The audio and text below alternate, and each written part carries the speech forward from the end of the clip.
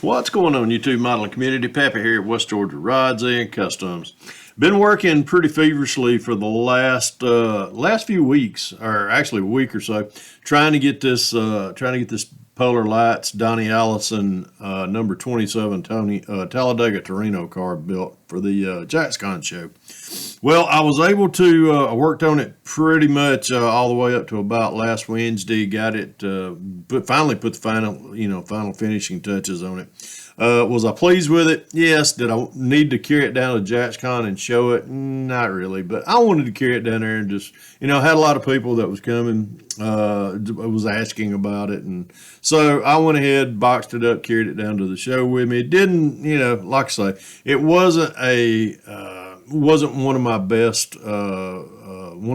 builds, but I built it for my collection. And I had some difficulties with the decals; they were tearing due to the age of them. But I'm just going to stick this one in a case and put it up on the shelf.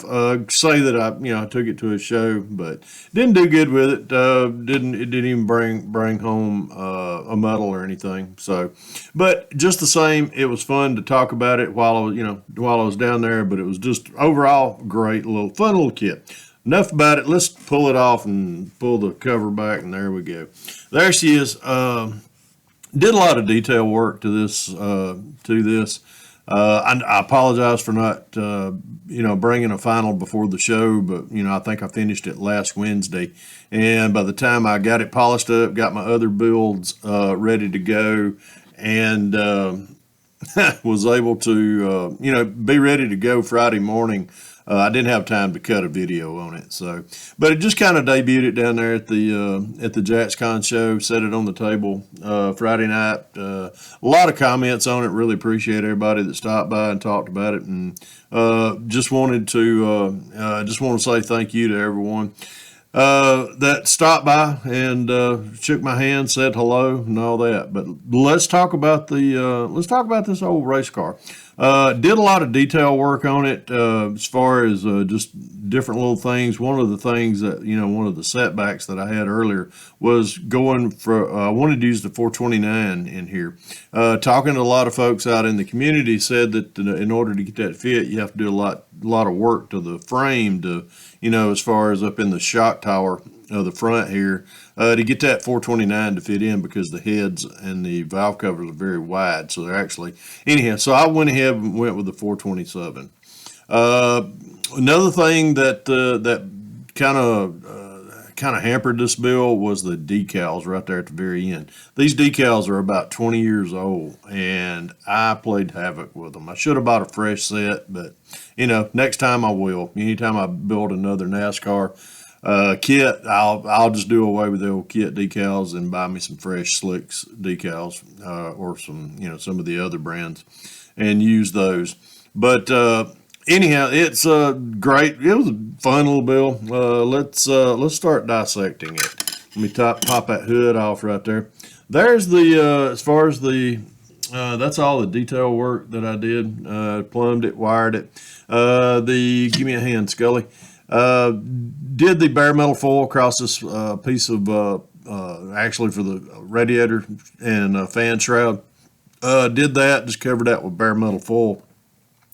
Plumbed and wired as far as this kit. It turned out very well. Just fun, like I say, everything fit and dropped in there very well once I got past the engine. As far as the engine problem. Let's see. Let's turn her up on the side right here. Another thing that I did right here, if you can tell on that little on the filler neck right there, I put just actually drilled it out and put a aluminum filler neck in there, and did the discharge tube out the very back. I can't see. I don't think y'all can see that, but right there across the back right here, I did the little discharge. Let me pull it down. Little discharge tube. Just took some K&S tubing and did that. But just little details like that just makes a kit pop.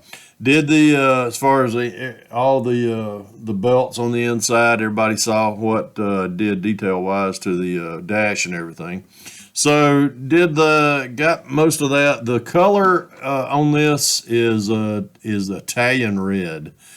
sprayed with about 4 to 5 coats of TS13 clear. So that was after the decals set and everything. And that was when I seen what was developing with the decals. Old decals, when if you spray clear over an old decal that's just really brittle, it'll wrinkle on you. And that's what happened. These things ended up with a little texture on them. So, like I say, no harm, no foul. I'm sure that was points taken off, in the judging from what the judges saw. But, hey, they're judges. That's what they're there to, see what, to point out and help you build a better model.